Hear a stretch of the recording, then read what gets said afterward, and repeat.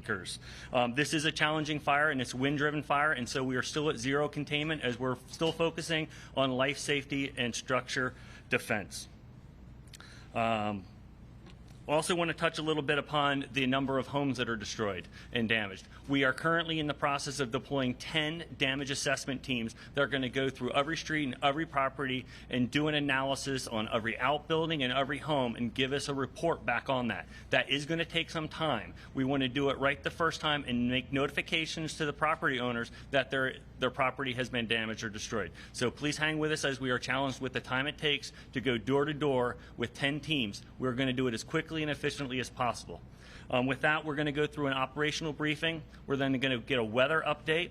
We're then going to listen to some information on fire behavior. We'll talk to the sheriff, and then with our IC, and then finishing up with our fire chief, and then we'll open up to questions. And with that, we'll go with operations. Good morning, everybody. My name is Trevor Johnson, captain with the Ventura County Fire Department and one of the operations section chiefs here on the mountain incident. As you all are well aware, at 9 o'clock approximately yesterday morning, resources responded to a wildland fire that is now the mountain incident. That was north of Highway 118. Due to the Santa Ana wind event impacting Southern California currently, the fire grew rapidly to that number that our PIO just spoke about, over 14,000 acres now on the landscape. Firefighters, again, were initially engaged in structure defense, life safety operations, and performing nothing short of heroic actions across the incident. Fire continued to progress to the southwest throughout yesterday and into last night. Again, we had resources engaged throughout the evening. Last night, we had water dropping helicopters over the fire the entire evening, which is irregular for any type of wildland incident, but we were able to capture that. Resources are actively engaged around the incident at this current time. Due to the influx of resources into the incident, we've built a more robust incident management structure out there operationally. Resources are engaged, engines, crews, dozers. We currently have aerial supervision over the fire using a rotor wing and assessing for fixed wing operations to slow the spread of the fire. Crews are reevaluating and going back through areas where the fire's already passed and making sure that we've done a good assessment and we're checking on everybody, and we're going to have an active presence in there for days to come. Our priority right now on the fire is the northeast corner of the fire. Due to the alignment with slope, topography, and other factors that influence fire behavior, fires continuing to back to the east or progress along the Highway 118 corridor back towards the city of Moore Park, again north of Highway 118. Fixed wing resources, adequate overhead, hot shot crews, hand crews, bulldozers, everything's currently engaged in there. We got more resources incoming, so we'll look to institute them into our plan. Again, we got the right people in the right places. We believe we've ordered appropriately and are managing every aspect of this incident operationally, coordinating with all of our stakeholders due to the damages to structures, residences, infrastructure, power, electrical, you name it. Firefighters are dealing it with out there on the ground. With that, that concludes the operational update. Thank you.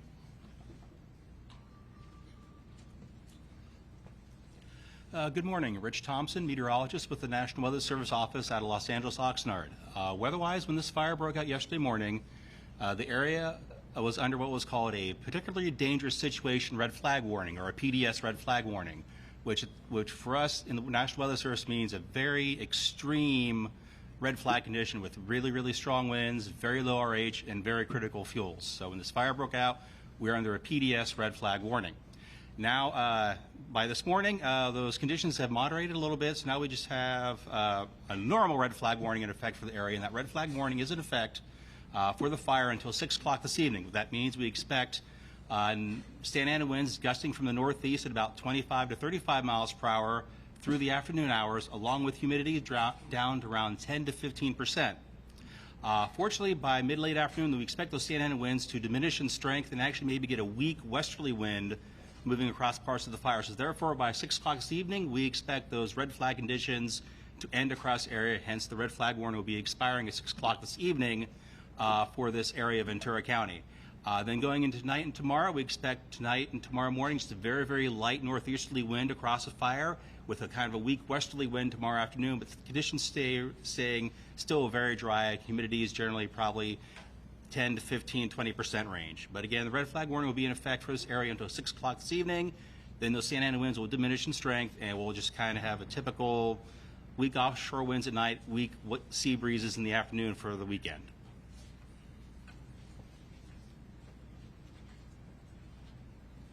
Good morning, Drew Smith, Los Angeles County Fire Department, Fire Behavior Analyst.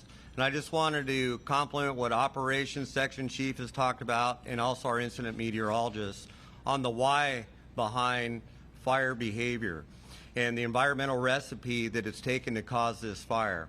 So as we know that we're coming off of 2 years of above average rainfall, which gives us a very robust grass component, and with those fine fuels that are receptive to warm, dry, windy, supports the right recipe to promote large fire growth when we have high winds. So as the Weather Service with Rich talked about, our red flag. Red flags mean that we have that warm, dry, windy, and we have a receptive fuel bed with spotting that gives us that exponential fire growth. So when we have those environmental recipe, if you will, to promote this, it's because of the receptive fuel bed, the ember cast that can transfer those embers up to 3 miles and give us that large fire growth. Complementing operations, and what does it mean on the landscape, is when you have high winds, it challenges our tactical opportunities to engage in fire. So when we have live fuel moistures through seasonal drying that are at 60%, which is critical, we have residency time of those fuels as they burn to get in that convective wind column, transport those embers downrange, makes it very challenging for our firefighters to combat these fires. These fires, when we're on our high-risk days with Santa Ana winds, are different from when we have our fires during the summer that are not in a wind-dominated fire environment. So that's what gives us this fire during the fall when we have red flags. Very challenging times for your firefighters for the life safety, the structure defense mission, and containing those fires across topography. Thank you.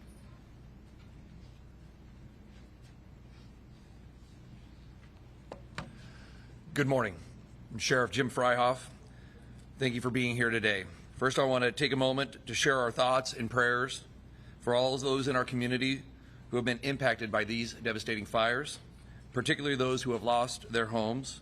We know this is a painful time, and our hearts go out to each and every one of you. The fire danger remains extremely high. I want to remind everyone that we have several new evacuation zones that occurred overnight, specifically in the Santa Paula area. I strongly encourage you all to refer to vcemergency.com for all the latest evacuation zones and road closures.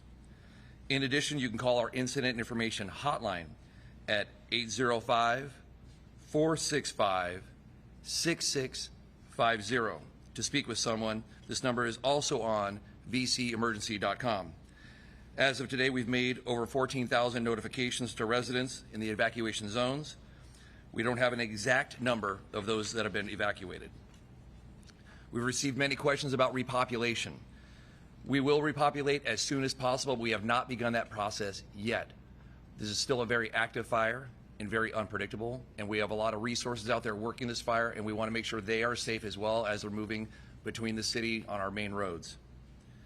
For those who need shelter for large animals, the fairgrounds here are open for large animal shelters, and the Camarillo Animal Shelter by the airport is available for small animals. As our fire partners had mentioned, we're expecting high winds again next week. So it's critical that we all stay prepared for more fire weather. Once again, VC Emergency is your go-to resource to find out the information on closures or additional details related to the fire weather. Lastly, I want to say thank you. This is our community, our home. All the first responders who are working here live here and are responsible for this community as well. We want to assure everyone's safety. So please, stay out of the area if you do not need to be here. Once again, I'd like to thank everybody for their cooperation. We're in this together, and we'll get through this together. Thank you.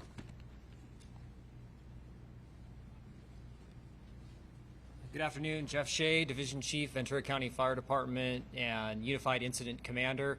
To echo some of the thoughts and statements previously made, again, the value of our mutual aid system has been leveraged across all entities, whether it's fire suppression efforts, law enforcement, or other avenues of support.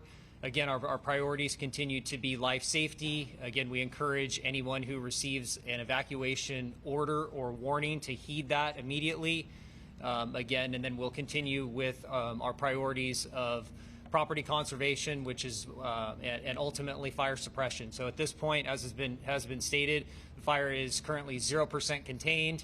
Our priorities are life safety and again infrastructure defense and ultimately fire suppression. So all those are currently going on, but with the weather conditions, with the red flag, we anticipate fire conditions to continue to intensify up to and until this weather pattern ceases. So thank you.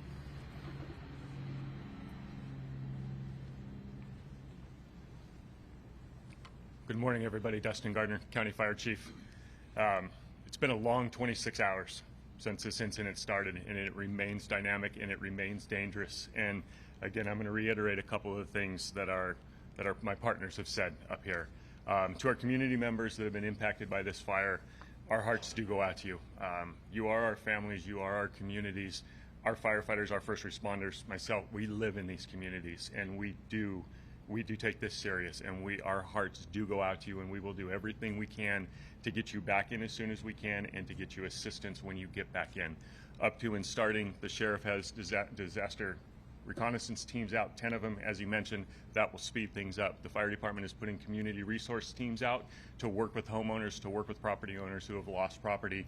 All of our county agencies are already spooling up to make the process easier, faster, and streamlined for folks that have been impacted. So we're going to do everything we can to lessen those impacts, and our hearts do go out to you. Our mutual aid system, as mentioned, has been fully leveraged. To all of our community leaders out there, all of our city partners, all of our county partners and state partners, thank you. The mutual aid system, from law enforcement, from fire suppression, from public works, from every angle, has been leveraged to the tilt, and everybody is giving us assistance, and I want to say thank you for that.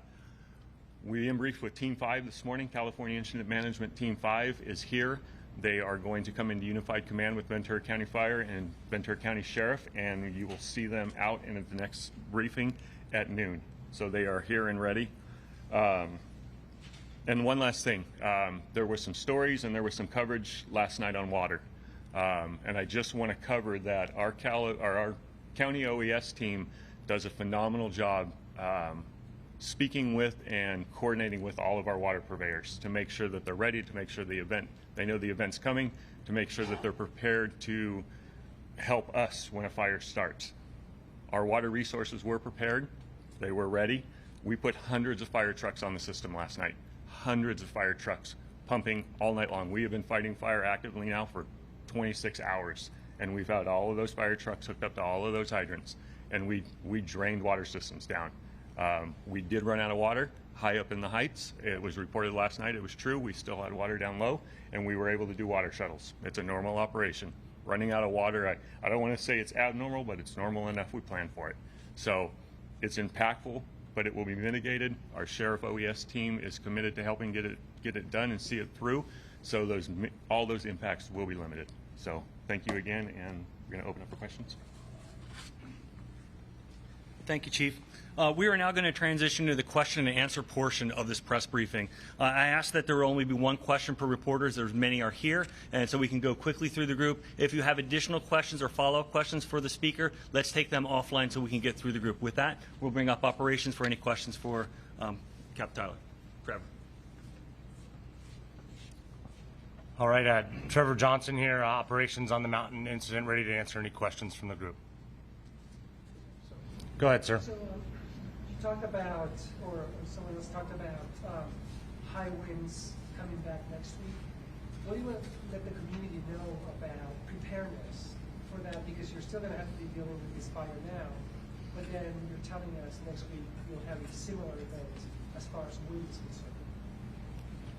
That's a great question. So what my friend here asked was, what are we expecting with the wind? We're expecting another Santa Ana style wind event early next week, and what that means for us across the incident and all the civilians and the population of Ventura County and our other cooperating partners here in SoCal. What it means is that we got to be prepared. You can see right now what's happening when fire gets established on our landscape, in our fuels, in and around structures with a high wind event. Our goal is to not only take care of all the community out here, but bring stabilization to this incident so that we can free up resources and be ready for the next fire. By no means are we're at full capacity staffing this incident, but if another incident were to arise, we're fully prepared to handle that incident as well. We're doing that with CAL FIRE, IMT 5 coming in, our own operational resources, and we're preparing for that. But again, like the sheriff mentioned, please look at VC Emergency for all that information so we can keep you prepared. With the fire moving northeast, what communities are you most worried about and possibly eyeing evacuation at this point? Okay, so the question was, what other areas are we concerned about impacting and future evacuations on the incident? So again, our priority on the fire right now is on the northeast side of the fire. That's north of the community of Somis and south of the community of Santa Paula on the Santa Susana mountain range there, South Mountain area if you're familiar. The fire there's in a tricky place. It's rugged, steep ground that only our finest firefighters can even access to work in there. So we've got aircraft working in there to pin it down. They're coming up with multiple options. We don't plan just for one option to work, so we identify a primary, alternate, a contingent operation in there. We're going to work as best as we can. What we're predicting, and based on what the IMET said there, the Santa Ana wind event is going to subside. And when that subsides, we typically get an onshore flow, which is more typical of our diurnal wind system, meaning our daily wind system, where we'll get a west wind across the fire. With that line being open in there and now introducing a west wind to the fire, it can blow back towards the east, if that makes sense, and if we were talking around a map. So we got warnings and orders in place. All of our resources are out there. They're forecasting ahead. But again, it's that fuel bed there in the Santa Susana mountain range in between highways 118 and 126, sir. Any further questions for operations? Do you have an idea of what the cause of the fire is at this point? No idea on the cause of the fire. Again, we are fully committed to bringing resolve to the incident. That is a part of our incident management strategy, but that's under investigation currently. Is it possible that the power lines were involved if there was a spark? Okay, so the question was if power lines were a possible cause or start of the fire. Sir, I could tell you that there could be a million things that start a fire. I'm not an expert in that field. My expertise or profession is to put out the fire. So we're going after that. There's multiple things in the area. When a fire like that breaks, we don't initially go to what started this. Our job is to bring stabilization. So when we went immediately to work in that regard, we do have an investigation unit that's highly qualified within our agency, and they're working on those avenues, and that's something else we could address in a sidebar, sir. Is the fire currently moving toward people, toward homes, or is it more in back? I would say, and the question was, where is the fire moving? Is it in the back country? Is it in populated areas? It's a mixture, sir, to tell you the truth. Where fire is primarily established is more of back country, as you say, or ranch properties high up on the hill where there's potential infrastructures. It does have potential in certain areas to move off the slope into more populated areas, ranch-style communities, and different style lots in there of a decent size, if that makes sense.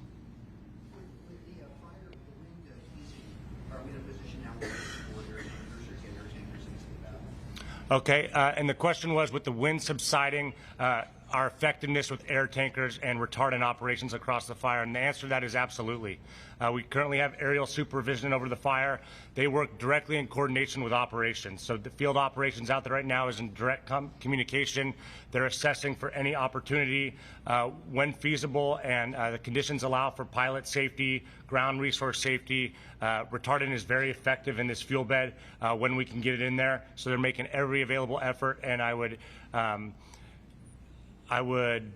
advise you that I would expect that conditions to approve with that wind subsiding and us have a better possibility of getting retardant in there, sir. Do you know how many houses were lost? The question was, do I know how many houses were lost? Again, as our PIO, Andy Van Sciver, alluded to, we currently have 10 damage inspection teams out over the fire. And to that point, it's a delicate process. We got to be in there. We got to be thorough. We got to check everything. There's in these communities, there's residences everywhere. There's flag lots. We don't want to miss anything. The fire did run through a heavily populated area, and we want to make sure that we're thorough in there. I don't have any ballpark or any type of estimates for you on that, but that'll be forthcoming in the coming days, sir. Any further questions for operations? Thank you for your time. Thank you, Captain. I want to clarify one thing. There was an acronym that was brought up called IMET, and that's actually our next speaker, and it's our incident meteorologist. For questions for him. All right, good morning again. Rich Thompson with the National Weather Service. Any questions? Yes, sir. The question is what the forecast is for this weekend. Well, again, as I said, the Santa Ana winds will subside later today, then going tonight and through the weekend, just kind of a typical late fall sort of condition here across Southern California, kind of light northeast winds at night, weak onshore winds, sea breezes in the afternoon, temperatures remaining very seasonable this time of year, probably lower mid-70s, humidities still generally probably in the teens and 20s for the most part for minimum. So overall, just very typical conditions we expect in this area for this time of year. For this weekend, after today, there are no high winds expected through the weekend here across the area now. Beginning early next week, there is potential for another round of some gusty north-northeast winds. Right now, the strength of those winds and the timing of those are very low confidence at this point, so really no firm details about that, but the potential is there and something we are watching both here, me personally as the IMET, and also at the office local here in Oxnard. There is maybe a slight chance of some light rain Monday, Tuesday time frame, but nothing of significance. Maybe a couple hundredths of an inch at best. So just enough to be kind of a gloomy sort of day, but nothing in terms of any significant rainfall. Is there any historical information about whether this is an unusual event? This particular Santa Ana's this time of year are very typical for Southern California. All the firefighters who can speak to this, September through November, December, we expect to have periods of Santa Ana winds. The strength of those do vary from year to year, season to season. This particular event here was a very strong one yesterday with gusts in excess of 60 miles per hour and so forth. But yeah, this is nothing unusual this time of year. Any other questions? All right. Our next question and answer speaker will be our fire behavioralist, Assistant Chief Smith. Once again, Drew Smith, Los Angeles County Fire Department and Fire Behavior Analyst. Any questions? All right, we have been listening to a news shop? conference from the Ventura County Fire Department as well as meteorologists, and we are learning that 14,500 acres have burned with 0% containment. They do have 10 damage assessment teams heading out to find out how many homes were damaged or destroyed. They talked again about just how dangerous those winds were yesterday, the extreme red flag warning when the fire broke out. Conditions are better, but still a red flag warning until 6 p.m. this evening. And there are new evacuation zones in the Santa Paula area. The biggest concern that they are dealing with right now is right between Somas and Santa Paula. It's a little pocket there near South Mountain. And of course, as long as the winds stay the way they are, this is where their main focus is. But we all know how winds can change. And so, of course, we will continue to monitor this and bring you updates throughout the morning.